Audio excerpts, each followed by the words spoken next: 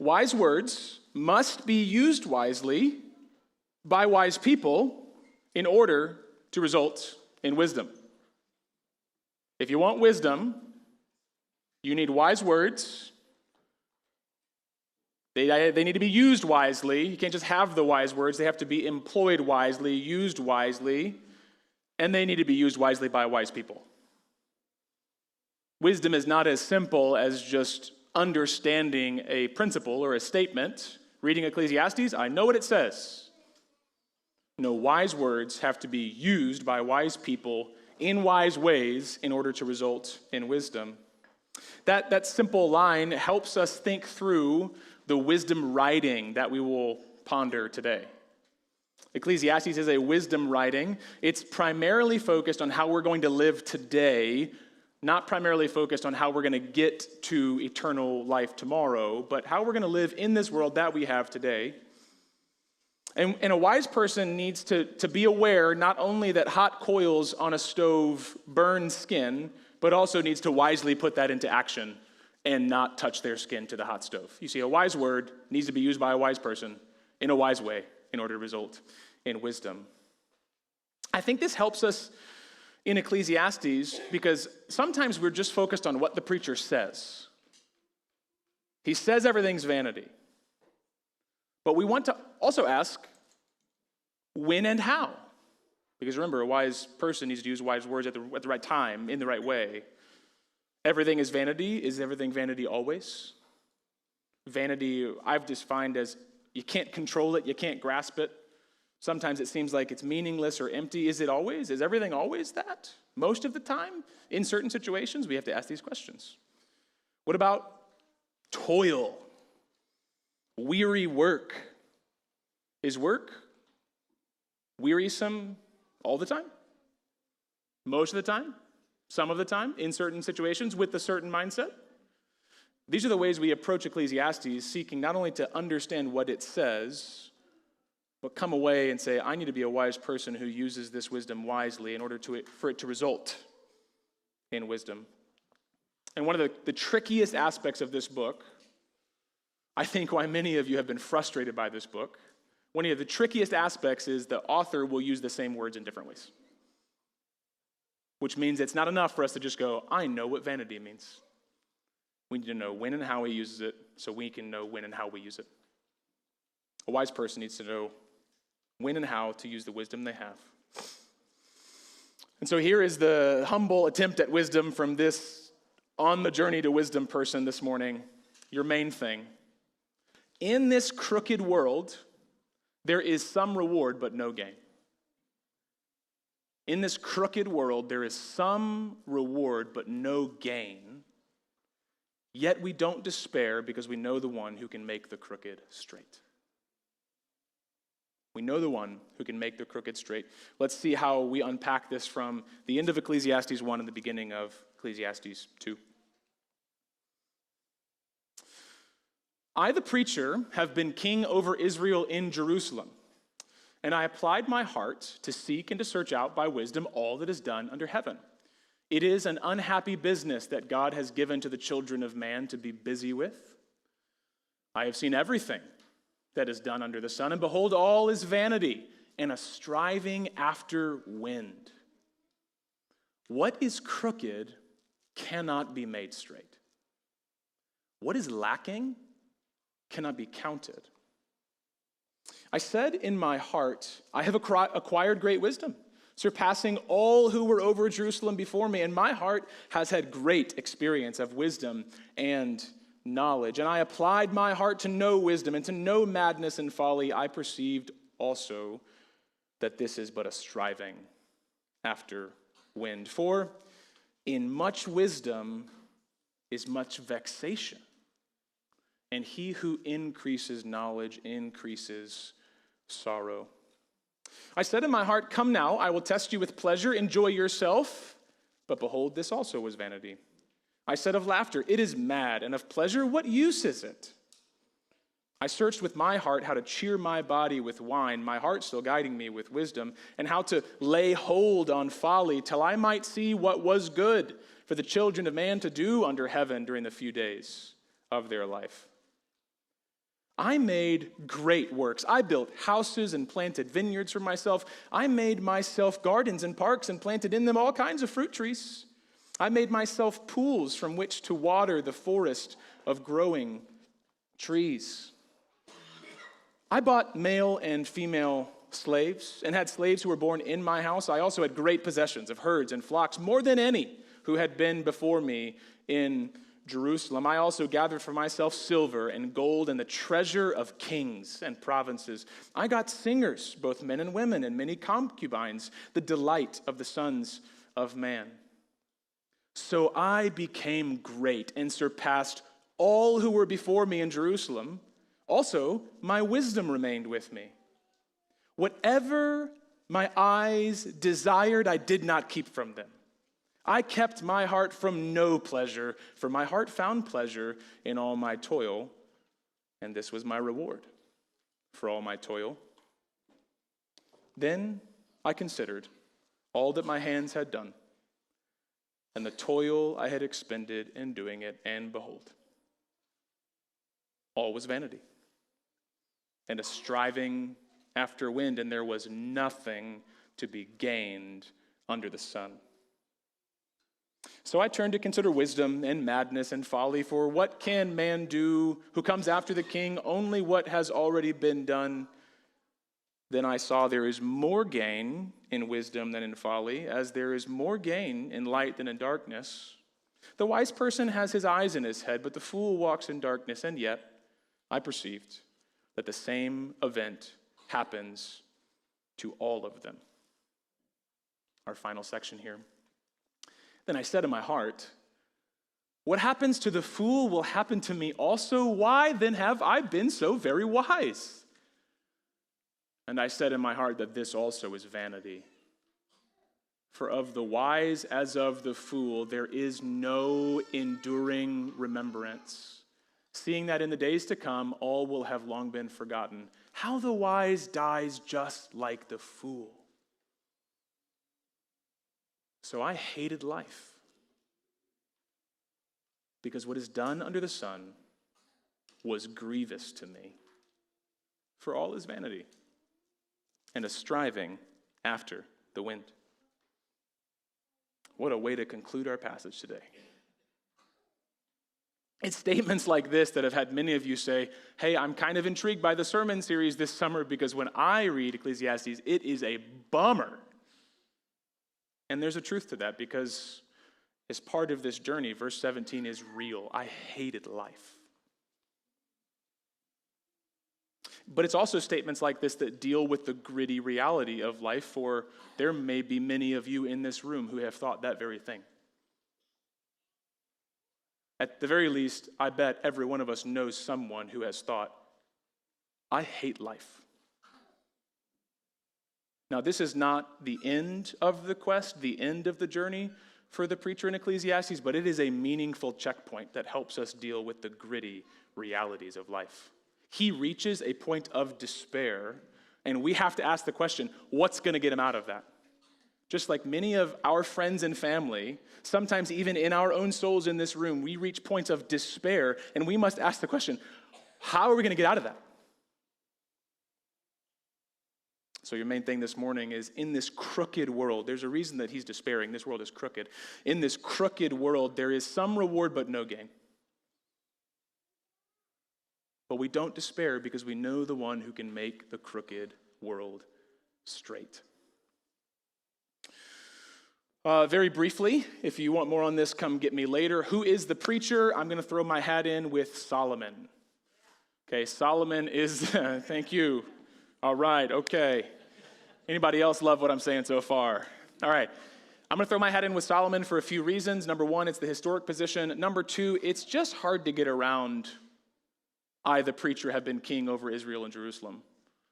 There's only two people who were king over Israel and Jerusalem, David and his son Solomon, and earlier the preacher is said to be the son of David. It just seems really hard to get around those clear statements. The two reasons why people have a hard time with those statements, number one, the academic reason is the Hebrew seems later than Solomon's time. So scholars say this can't be from Solomon's time. I would present to you that we have two voices in Ecclesiastes. We have the author and the preacher. The author is putting together the words of the preacher, which I think helps us have maybe a little bit of a historical gap, where the author could be compiling the words of a preacher from a previous time and giving them to us today, in the same way that I might read a dead guy from 100 years ago and tell you about it today. That's one thing, but really that's not, I don't think, what you're concerned about. Most of us in the pews say, how could this be a wisdom book from a man who was so unwise? Is it not Solomon who started at the heights of wisdom and then descended into the depths of foolishness? And this is true. And also, the Old Testament ends, and I believe the New Testament begins, still recognizing Solomon as a wise man. 2 Chronicles 9 tells us this: King Solomon excelled all the kings of the earth in riches and in wisdom, and all the kings of the earth sought the presence of Solomon to hear his wisdom, which God had put into his mind. This is the way that the author of Chronicles leaves us with Solomon. That's the last impression we get of him. And then Jesus comes and says, the Queen of Sheba went and visited Solomon, but one greater than Solomon is here. I would find it quite odd that Jesus would say he's greater than Solomon if everyone knew Solomon was a fool. What would be the point to say you're greater than Solomon? I think the Old Testament and the New Testament both recognize Solomon as wise, and, let's see, who better, think about it this way, who better to eventually reach some of the conclusions of this book than someone who, like Solomon, had everything, wisdom, pleasure, money, fame, and power, tried everything, and found it wanting. So those are the reasons I'm going to throw my hat in the ring for Solomon. Feel free to disagree. Let's share some space later and argue about it. Whether we believe that Solomon is the preacher or someone attaching themselves to Solomon's name, the key here is that the preacher has said he's had it all. He's had it all. Wisdom, fame, pleasure, wealth. He didn't have two of those four. Power. He didn't have one of those five. He had it all. We're hearing the voice of someone who has not tried 40% of the things that could buy you happiness, but has had all of them. And so when he finds something wanting, we should listen. So what does he say? He says, I applied my heart to seek and to search out by wisdom all that is done under heaven. It is an unhappy business that God has given to the children of man to be busy with. It's business because you're busy with it. It's unhappy because the busyness gets you nowhere. It's an unhappy business that God has given the children of man. Remember that his question is, what is there to gain? And he's finding out there is nothing to gain. So therefore, the business of being busy with trying to gain is an unhappy one. Sisyphus, rolling the ball up the hill, or you plugging away at work, feeling that someone else is gaining from your work. It's an unhappy business. Do I ever get ahead? And so what the preacher is going to do is, this is kind of like take your child to work day, except for the work day is him showing us how unhappy the business of the work day is. That's the next two chapters. I've made a conclusion. It's an unhappy business. I'm going to bring you along with me to see how unhappy this business really is. Another conclusion he makes in verse 15 that we'll come back to. After all of his application of his heart, all of his searching, seeing everything done under heaven, verse 14, he says, what is crooked cannot be made straight. The world is aluminum foil that has been crumpled up, and you're trying to iron it out, and you can't. The world is bent metal that you're trying to straighten, but no matter how much you try, you still see the bend. What's crooked cannot be made straight. And even more interesting to me, what is lacking can't be counted.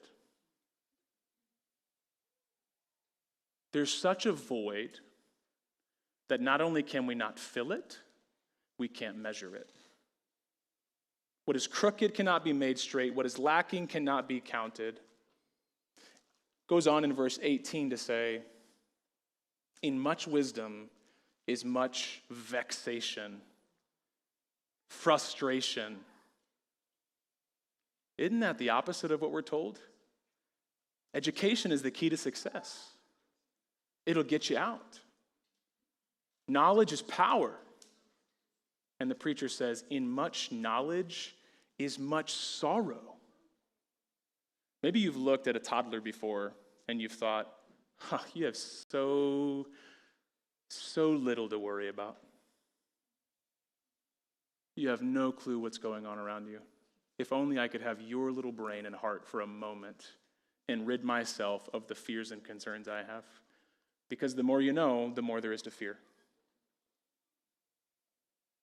Or in the preacher's life, if you have gotten all the wisdom you can gain and you still cannot control the world, that's a certain breed of frustration.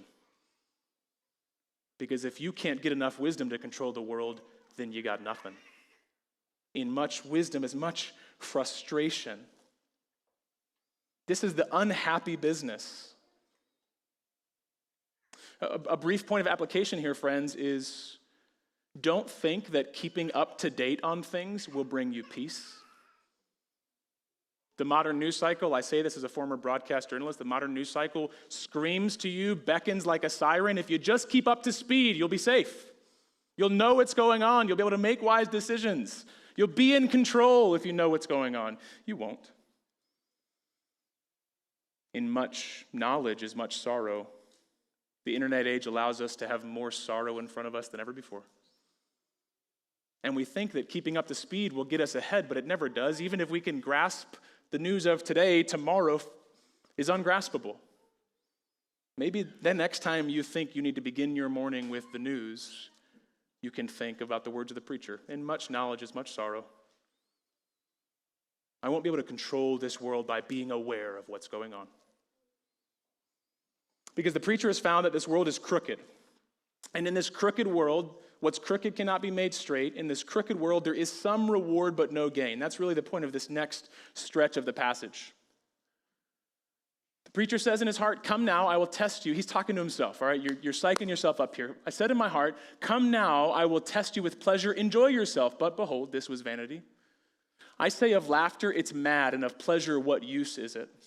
I searched with my heart how to cheer my body with wine. Okay, this is very important. This is where the wise words, wise person used wisely comes in. Is wine the problem? Well, in chapter 9, he's going to say, under God, go enjoy wine with a merry heart. Which means if there's merriness in the heart already, wine can be a good gift. But if wine is what is going to cheer your heart, it's vanity. You won't make your heart merry with the wine. You see the difference? Gifts used wisely under God can be good gifts until we use them wrongly to try to find some sort of satisfaction or control or gain or pleasure that is ultimate. And so he searched with his heart, verse 3, how to cheer his body with wine, my heart still guiding me with wisdom. This is hilarious. My heart guiding me with wisdom, how to lay hold on folly, till I might see what is good for the children of man. He says, I've tried wisdom, but I've also tried madness and folly. To use a crude example, it's like I've tried healthy eating, and I've also tried drugs, because I want to see which one's better. I've tried madness and wisdom. Is madness better than wisdom? Does madness tell me that wisdom's actually better? I'm trying to try it all. Because I need, verse 3, to see what is good. I mean, what's good for me to do? I've got a few days, verse 3. What's good to do with them? Pause there for a second. I believe the question, what is good, is different than the question, what is gain? Verse 3, chapter 1, he says, what gain? We're going to see in a second in chapter 2, he says there's no gain. But we're going to see at key moments that he doesn't say there's no good. He just says there's no gain. Keep that in your back pocket. Okay, so how does he test his heart with pleasure? Verse 4 through 8, I made great works. I built houses. I planted vineyards for myself. I made gardens and parks. The word there is the word that we get paradise from. He made paradises, gardens, parks, planted in them all kinds of fruit trees, made myself pools from which to water the forest of growing trees. How deep does the well of the pool need to be if you're watering a forest? slaves, great possessions, herds and flocks, more than all that had come before me in Jerusalem. When I read this, I thought, like you're thinking right now, of MTV Cribs. MTV Cribs was a show my generation watched where this was before influencers bringing you into their house, acting like your friends all the time on Instagram. Before that, if you wanted to see inside a rich person's house, you had to watch MTV Cribs. And it would start with a musician or an athlete, celebrity of some sort, actor, and they would open their door and say, "Hey, I'm so-and-so, welcome to my house." And then you'd get welcomed in with a camera, and they would show you everything that their riches had bought. And so I did this for sermon prep. This week I watched MTV Cribs. So you've got Carmelo Anthony and Shaquille O'Neal and Jerry Stackhouse. They're welcoming you into their house, and one of the players had a putting green in his backyard. One of the players had 2 bowling lanes in his game room. Another had piranhas in his fish tank and a music studio in his basement. Each of them had a dozen cars, all of them luxury, all of them rare. You're touring this house and you're thinking, they have everything and more. My favorite part was there were multiple times where one of the athletes said, "I don't even use this." So I think it was Penny Hardaway walks us outside of his master bedroom to a gorgeous courtyard that you would want to throw a wedding reception in. And he says, "I don't come out here." The guy has so much stuff he doesn't even use it, except for when the camera's rolling and he wants you to see it. And he wasn't the only one. Carmelo Anthony said, "Here's one of my multiple fountains." Another guy said, "Here's the living room I don't use." I mean, these guys have so much stuff they don't even need to use it. This is paradise. I mean, you talk about building gardens and parks and riches and pools. And all of this, you sit back and you watch and you think, man, what a life. How cool would it be to be so rich that you can have a courtyard you don't use?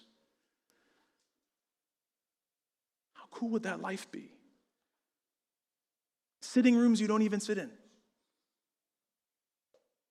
And this is the picture we get from the preacher. Gardens, parks, fountains, pools, trees. The preacher built paradise. The preacher had everything. Now, before we move on, be honest with yourself. That sounds great. It sounds like it would fix a number of your problems. Maybe you're a good Wisconsinite, and you're not super flashy, so maybe you don't want all that. But you want that elusive 30% more. 30% more salary, 30% more square footage. And that would be the paradise. You see, what MTV Cribs does not show that the preacher does show is what happens when the camera's cut and the person just goes and sits in their house. The preacher shows us this. He says, "Whatever my heart desired, the arcade, the bowling alley, the piranhas, the home theater, multiple pools, a tub that can fit a 7-foot man. I had everything. I kept my heart from no pleasure," verse 10. "Then I considered," verse 11, "all that my hands had done and the toil I had expended in doing it, and behold, everything was vanity." Every inch of paradise was vanity. Striving after wind. Remember that image. You're trying to catch wind. You can't catch it. It's ungraspable. You think you've caught it. You've built paradise. Still out of your reach. This is really the truth of pleasures, guys. As soon as we experience a pleasure, it's gone. As soon as you experience a pleasure for the first time, it's never the first time again. You start to compare it to things you've experienced before. You start to lose joy even in the comparison. We struggle often. We experience this great height, and then it's gone. We can't grasp it. We can't keep it. There is some reward. Catch this. He says, "I did find pleasure in all my toil," verse 10, "and this was my reward." All that toil, my reward was, I found some pleasure. What he's saying is, in this world, there is reward, but no gain. Here's an analogy of that. Used with permission. On Monday, my wife had a great day. Came home, she was eager to show me all the things she'd done, all the things in the house that her and the kids, it was like a pregnancy nesting day for the ages. Here's how we organized, here's what we cleaned, the kids worked well together, excited, I wore a dress today, I want to show you everything. It was a beautiful day. The next day, she went out to have another encouraging day, 2 in a row even, and the dog ran away.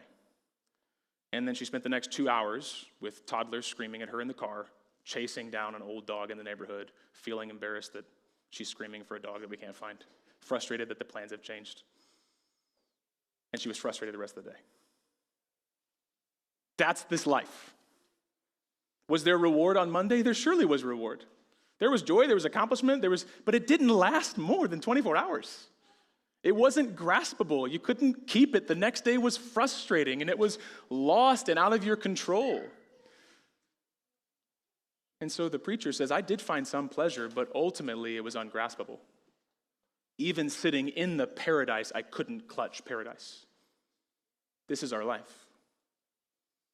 There was nothing to be gained. Is there nothing good? We'll get to that in a little bit, but there is nothing to be gained. As soon as you grab it, it's gone.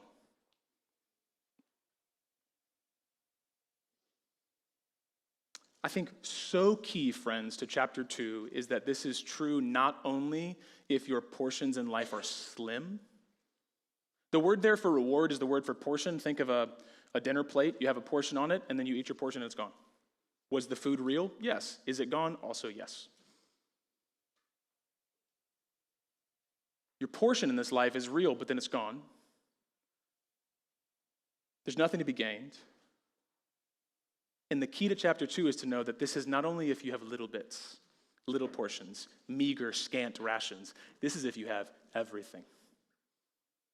That's why it's so powerful to see Solomon or Solomon adjacent telling us, I've had it all. And there's nothing to be gained. In this crooked world, there is some reward, but no gain. Some reward, but no gain. We have another version of this relative reward compared to something else. Okay, there's nothing I can gain ultimately, but some things are better than others. Verse 13 and 14. I saw there's more gain in wisdom than in folly, as there's more gain in light than in darkness. The wise person has his eyes in his head, but the fool walks in darkness. Okay, the wise person's looking up. He's not going to run into a pole. He's not going to stumble into oncoming traffic. That's better than the alternative. But in the end, whether you got your eyes or not, the same event happens to us all. See how it's relative gain, relative reward? I've tried wisdom and madness and folly. It is better to be wise for a time. But the frustrating part is that even if you're wise, the same thing happens to everybody. You cannot, by your wisdom, get a better end to life than the fool. And that's vanity. That's futile. That's frustrating. The same event happens to us all.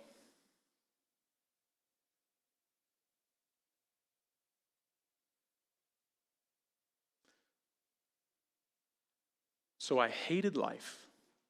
Feel the weight of this. The guy in paradise comes to this conclusion. The guy with wisdom, power, fame, wealth, pleasure, hates life, at least at a time. So I hated life because what is done under the sun was grievous to me, for everything is like trying to catch wind.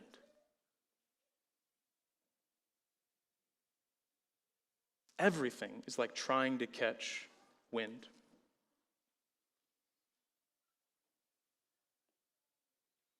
After all his work was done, it didn't change the stark fact that what is crooked cannot be made straight, and that the wise dies like the fool.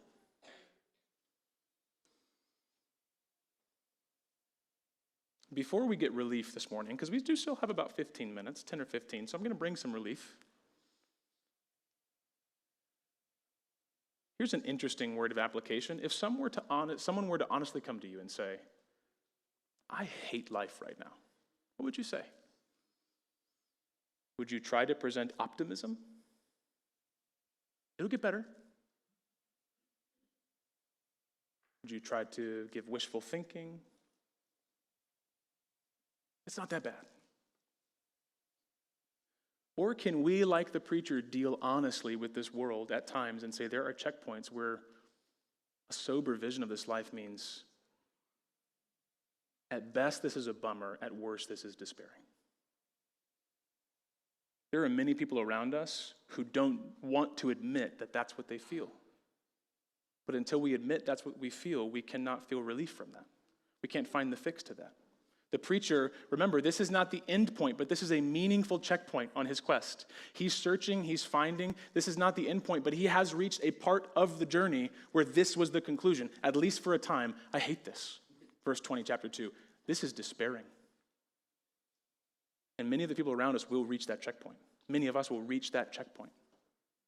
It's not the end, but it is real, and we need to know what to do with it.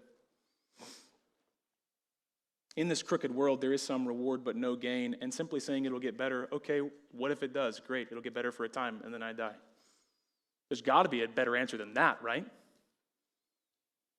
In this crooked world, there is some reward but no gain, yet we do not despair because we know the one who can make the crooked world straight. This is very, very interesting. This is why we pay attention when we read our Bibles. Ecclesiastes 1:15, what is crooked cannot be made straight. 6 chapters later, consider the work of God. Who can make straight what he has made crooked? All of a sudden, what is said in 1:15 seems hopeless, seems purposeless. Just look around this world and it's crooked and can't be straightened. All of a sudden, we start to have hints of purpose here. As sorrowful as it is, God is working, and he's made it crooked. He's not out of control. We are out of control. That's one of the great points of Ecclesiastes. Try your wisdom, try your pleasure, try your wealth, try your fame, try your power. You're out of control. The world is ungraspable. It won't do what you want it to do. Even if for a moment it does what you want it to do, something will happen that's out of your control. Vanity. But nothing is out of control, verse 13 of chapter 7, of the one who has made the world crooked. When we are wrestling with the problems in this world, we basically need to know 4 things. How do we get here? What went wrong? Who's going to fix it? And where are we going? How do we get here is your creation, your origin question. Why is there something rather than nothing?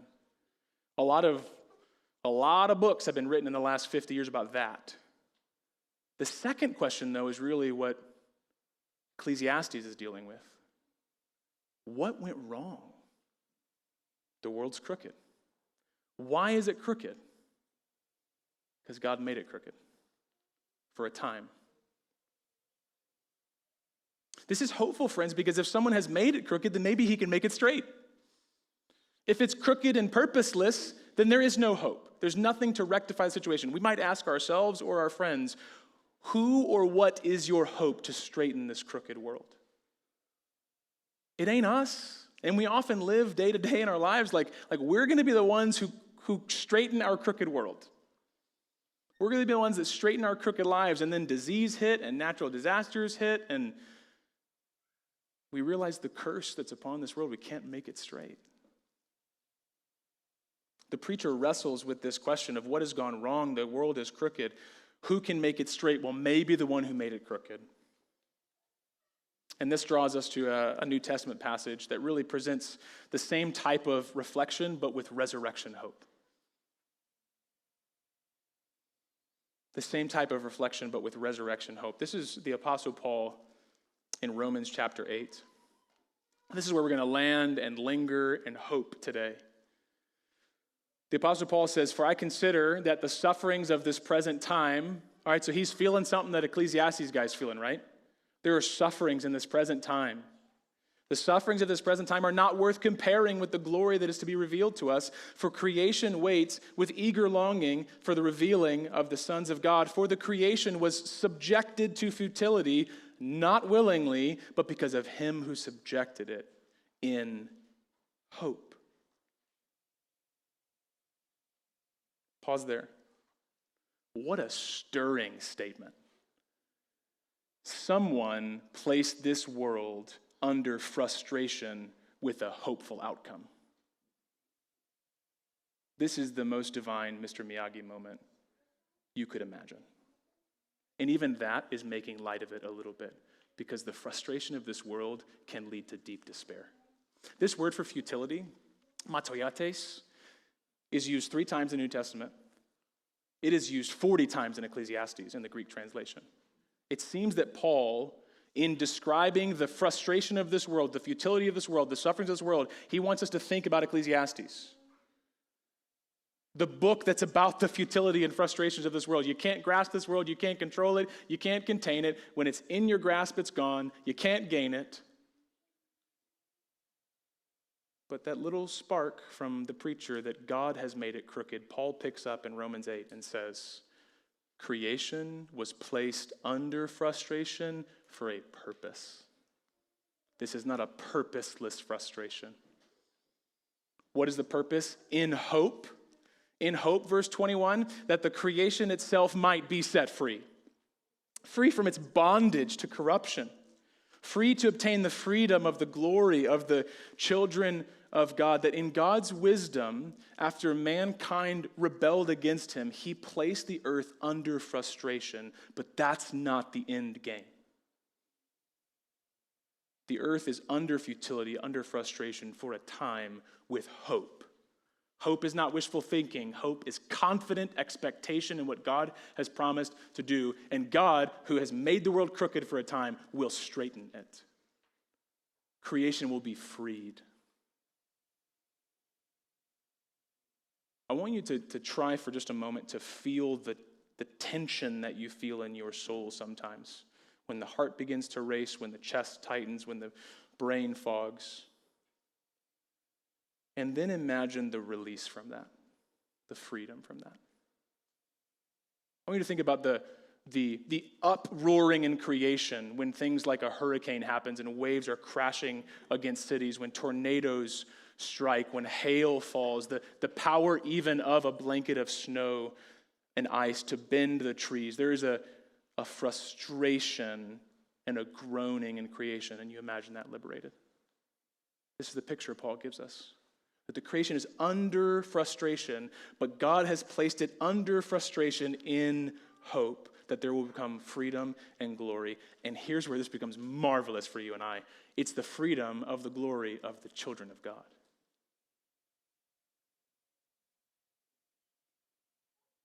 Put it this way. When the gut of creation churns and she cries out, waiting for something, what she's waiting for is what you have. What you've already begun to experience in Christ, the freedom of the glory of the children of God.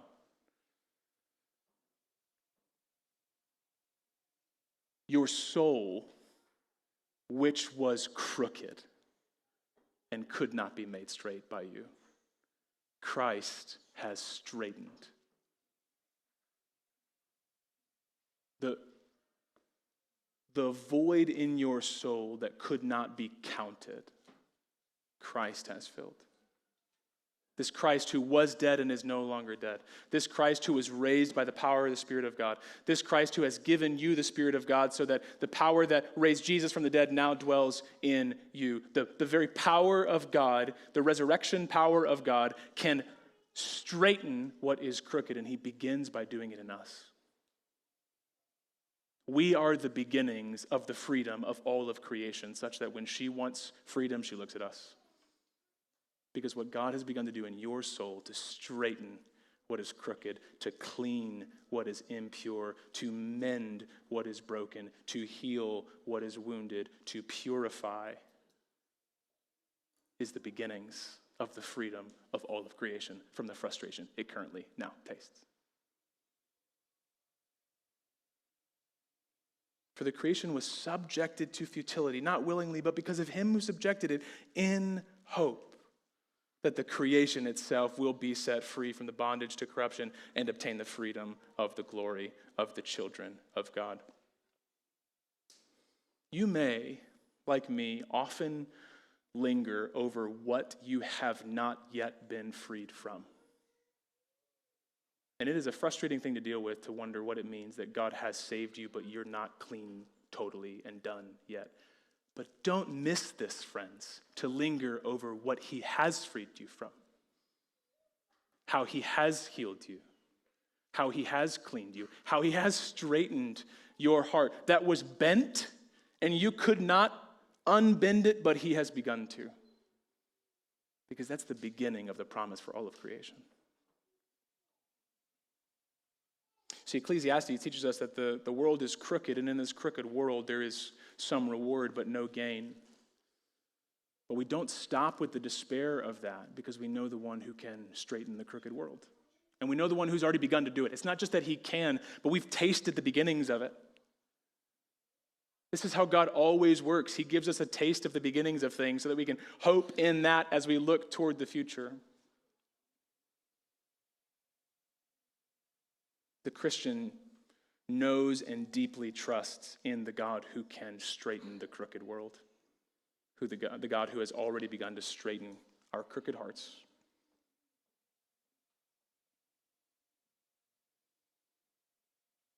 So, friends, if you leave with something this morning, know that this world will give you cause for despair, and yet despair gives way to hope when we know the one who has placed this world under crookedness for a time, in order that he might free it from crookedness by the resurrection of Jesus Christ. Let's pray, and then we'll move into our communion this morning. Father in heaven, we thank you for giving us a taste of the freedom that creation longs for.